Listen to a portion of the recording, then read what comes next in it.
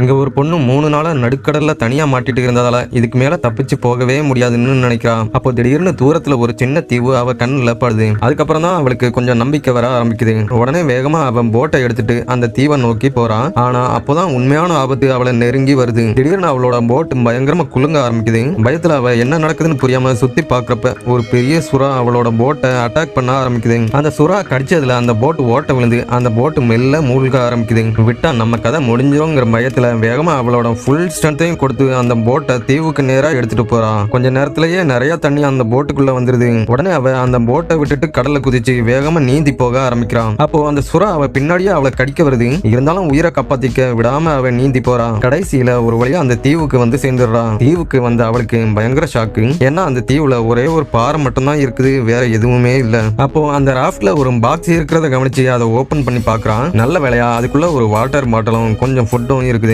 உள்ள ஒரு walkie talkie இருந்ததால வேகமா அதை எடுத்து ஹெல்ப்புக்கு கூப்பிட்டு பாக்குறான். ஆனா பதிலுக்கு எந்த ரெஸ்பான்ஸும் இல்ல. இதனால அவ மனசு உடஞ்சி போயிடுறான். அதுக்கப்புறம் அவ கொஞ்சம் தண்ணியை குடிச்சு ரிலாக்ஸ் பண்ணிட்டு திரும்பவும் அந்த பாக்ஸை செக் பண்ணி பாக்குறான். அப்போ உள்ள ஒரு ஃபிளேர் கன் இருக்குது. உடனே யாராவது பார்த்து ஹெல்ப் பண்ணுவாங்கன்னு வானத்தை பார்த்து ஷூட் பண்றான். ஆனா டே டைம் ஷூட் பண்ணா அந்த வெளிச்சம் யாருக்கும் தெரியாதுங்கிற விஷயம் அவளுக்கு அதுக்கப்புறம் தான் புரியுது. உடனே இன்னொரு டைம் ஷூட் பண்ணலாமான்னு அவ யோசிச்சுட்டு இருக்கிறப்ப திடீர்னு அந்த கடல்ல யாரோ மிதந்து வர்றத பாக்குறான். யாருன்னு பார்த்தா கொஞ்ச நாளைக்கு முன்னாடி கடல்ல தொலைஞ்சு போன அவளோட ஃப்ரெண்டு தான் அது. உடனே சந்தோஷத்துல ஒரு ரோப்பை தூக்கி போட்டு அவளை அந்த தீவுக்கு இழுக்கிறான். அவ சத்தத்தை கேட்டு சுறாக்கள் அங்க வந்து அவளை துரத்த ஆரம்பிக்குது. பயத்துல அவ வேகமா கையில் இழுத்ததால கடைசி செகண்ட்ல உயிர் தப்பிச்சு விடுறான். இப்போ அந்த தீவுல 2 பேர் மாட்டிட்டு இருக்காங்க. அடுத்து என்ன பண்ணலாம்னு அவங்க யோசிக்கிறப்ப சடனா அந்த வாக்கி டாக்கில ஒருத்தன் பேசுற சத்தம் கேக்குது. அவ ஃபர்ஸ்ட் கால் பண்ணதை பார்த்துட்டு அவன் அவங்கள ரெஸ்கியூ பண்ண அங்க வர்றதா சொல்றான். அதுக்கப்புறம் தான் அவங்க 2 பேரும் கொஞ்சம் நிம்மதியா இருக்காங்க. அப்படி அவங்க அங்க வந்ததும் முதல்ல சுறாக்கள் அங்க இருக்கிறது தெரிஞ்சு அதை சமாளிக்கலாம்னு முடிவு பண்றாங்க. அந்த 2 பொண்ணுங்களும் அவங்க கிட்ட அங்க டேஞ்சரான சுறாக்கள் இருக்குதுன்னு அவங்கள எவ்வளவோ வான் பண்ணியும் அவங்க கேட்கல.